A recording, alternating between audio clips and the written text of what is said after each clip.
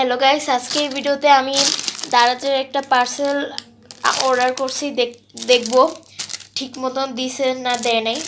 আপনাদের সাথে আমি ওপেন করতেছি। তো আমি হাত দিয়ে ওপেন করে দেখব পারি নাকি।